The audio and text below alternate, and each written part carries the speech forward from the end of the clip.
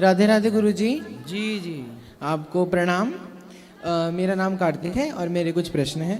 पहला प्रश्न आज की कथा से ही जुड़ा हुआ है कि आज जब आपने यादवों की कथा सुनाई कि भगवान ने जब उनको ऋषि ने श्राप दिया कि तुम सारे नष्ट हो जाओगे, तो अब जो यादव हैं तो वो कौन है? जब आपने कहा कि सब यादव नष्ट हो गए थे तो उसके बाद जो यादव आए ना, हमने कथा में आज की में ये बताया भी था, आपने ध्यान ना दिया होगा।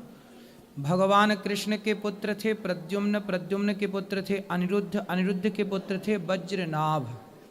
सब तो आपस में लड़के समाप्त हो गए, पर वज्रनाभ को भगवान ने छोड़ दिया था। तो उस एक वज्रनाभ को छोड़ देने के बाद जो फिर उनकी संतानें हुई, फिर ये यादव बचे। धन्यवाद गुरु जी। और मेरा ये भी प्रश्न था कि जब भगवान जगन्नाथ का प्रादुर्भाव हुआ तो भगवान जगन्नाथ जब पिघल गए थे उसके बाद हमने उनकी पूजा उस साक्षात स्वरूप में की। उसके बाद जब भगवान श्री कृष्ण की और भी लीलाएं हुई तो भगवान ने वो जो स्वरूप था उन्होंने अपना प्रादुर्भाव किया और भगवान अलग सूक्ष्म रूप में वहाँ पर थे। नहीं, भगवान ने अपना वो जो शरीर उनका पिघल गया, वही पिघला हुआ शरीर बाद में, वो पिघला हुआ शरीर तो सामने प्रकट हो गया, लेकिन वो शरीर उस समय भगवान ने छिपा लिया और जो थे उसी रूप में प्रकट हुए। फिर बाद में कलयुग में इंद्रद्युम्न राजा के यहाँ फिर भगवान स्वयं आए। उन्होंने जब मंदिर बनवाया, उनको स्वप्न दिया कि आप मंदिर बनवाओ, तब भगवान ने फिर वो मंदिर बनवाया। राजा ने, इंद्रद्युम्न नाम के राजा ने, फिर स्वयं भगवान वहाँ उस रूप को प्रकट करने मंदिर के भीतर ही पधारे थे। धन्यवाद गुरु जी। मेरा ये प्रश्न है कि अभी जैसे दिवाली आई थी तो बहुत ज़्यादा इंटरनेट पे वायरल हुआ था कि बहुत ज़्यादा जो लोग हैं वो वीडियो रील बना बना के कह रहे थे कि दिवाली पे माता लक्ष्मी की आरती नहीं करनी चाहिए, माता लक्ष्मी भाग जाती हैं। तो अब इसके पीछे बताओ कि माता सच में भाग जाती है उनकी आरती करने से? आरती की कौन बोल रहा, उल्टे सीधी बातें हैं तो। इतने लोग, मैं कह रहा हूँ कम से कम मैंने 101 अलग अलग लोगों को देखा और सेम बात बोल रहे थे। आपको मैं ये बताना चाहता हूँ, माता लक्ष्मी भाग जाएंगी, आप आरती ना करें। इस बार हमें माता को बचा के रखना है, घर में सजा के रखना है। अब माता लक्ष्मी की पूजा कैसे करें, उनकी आरती नहीं करेंगे तो? नहीं, पूजा खूब करिए, आरती भी करिए। हम लोगों ने भी आरती की, पूजा की, सब करते हैं।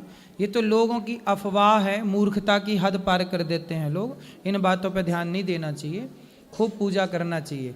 और लक्ष्मी तो जब माँ की सेवा करता है जो व्यक्ति, जो अपने बड़ों का सम्मान करता है, जो दीन दुखी की सेवा करता है, उसके घर से कभी लक्ष्मी जी जा ही नहीं सकती। जो प्रेम से रहता है उसके घर से लक्ष्मी जी कभी जा ही नहीं सकती। बहुत बहुत धन्यवाद गुरु जी।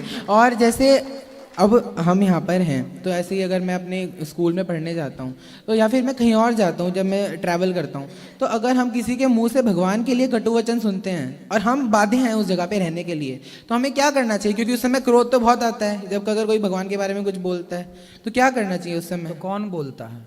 जैसे मान लो हम जा रहे हैं और मान लो अभी इनमें से जैसे यहाँ पे तो सारे भक्तजन हैं, यदि कोई इंसान, जैसे एक दिन मैं मेट्रो में जा रहा था, दिल्ली की बात है, तो वहाँ पर एक प्रभु थे, उनको किसी ने बोला, जैसे उन्होंने एक इंसान भगवान के बारे में बुरा भला बोल रहा था, तो उन्होंने उसको रोकने की कोशिश करी तो उनको मेट्रो से ही निकाल दिया गया, लोगों ने उनको निकाल दिया। तो उस समय जब क्रोध आ रहा होता है और वहाँ पे कोई नहीं बोल रहा था भगवान ईश्वर के बारे में, तो उस समय क्या करना चाहिए जब अगर ईश्वर की निंदा हो रही है जहाँ पे? हरि हर निंदा सुनहि जिकाना, हो ही पाप गौघात समाना। उसे रोकने का प्रयास कीजिए, उसे समझाइए वो उसके तर्क क्या है, वो चाह क्या रहा, कैसी बातें कर रहा है। आपका जब नॉलेज ज़्यादा होगा, आपका ज्ञान ज़्यादा होगा, तो स्वाभाविक है कि आप सबके तर्कों को काटते हुए आप अपनी बात रख पाओगे। इसलिए हम कहते हैं हर सनातनी को अपने ज्ञान को बढ़ाना चाहिए, ताकि आप कोई भी बात करें भगवान से जुड़ी जो गलत बात है, आप उसे काट के भाई तुम गलत कह रहे हो, सही बात ये है, प्रमाण के साथ बात करो, तो अपने आप उसकी बात खत्म, उसका अस्तित्व खत्म हो जाएगा।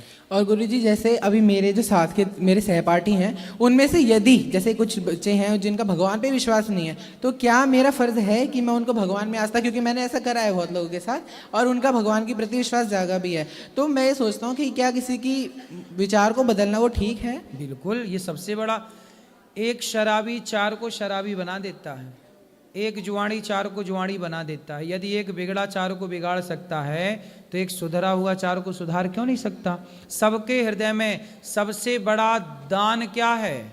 भक्ति का दान। किसी भटके हुए प्राणी को आपने भगवान का पता दे दिया, भगवान का रास्ता बता दिया, और आपके कहने से वो एक व्यक्ति भगवान के राह पर चलकर अपना कल्याण करता है, तो उसका फल आपको सदा प्राप्त होता रहेगा। धन्यवाद गुरुजी। और मैं आपको ये बताऊं कि आपसे मुझे इतनी प्रेरणा मिली, जैसे मैं जाता हूं और जब आपका नाम आता है, तो आजकल की यूथ में भी आप बहुत ज़्यादा पॉपुलर हैं, तो बच्चे जब बोलते हैं ना, तो मेरा खुद, जैसे पहले मेरे को पता नहीं था, जब मेरी माता जब कथा सुनती थी, तो मैंने जब देखा कि ये गुरु, पहले तो आप ऐसे पॉपुलर रहते थे, जैसे आपने कोई बात बोली और उसके इन्होंने मीम बना दिया काट के।